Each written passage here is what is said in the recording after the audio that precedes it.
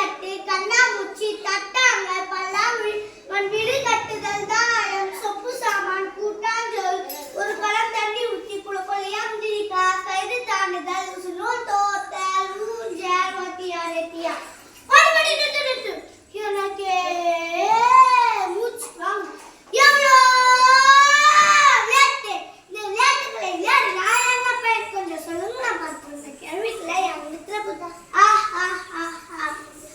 இப்போ நான் சொன்னது எல்லாமே நான் பாரம்பரிய விளையாட்டுகள் தான். பாரம்பரிய விளையாட்டுகள் ராட்சத்தின் ஒரு பகுதி.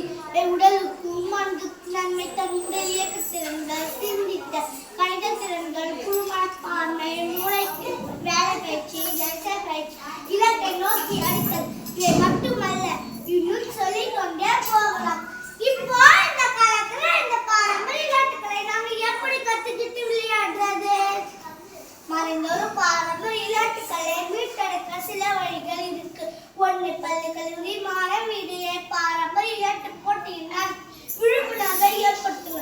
பெற்றோர்கள் கூட தங்கள் குழந்தைகளை பாரம்பரிய விளையாட்டு விளையாட ஊக்குவிங்க. பாரதியார் கூட ஒரு விளையாட்டு பாப்படம் தானே சொல்லியிருக்கிறாரு. உடல்நிலை உறுதிச்சே நோயற்ற வாழ்வே குறைவற்ற செல்லும் என்பதுக்காக நம்ம பாரம்பரிய விளையாட்டுகளை விளையாடுவோம்.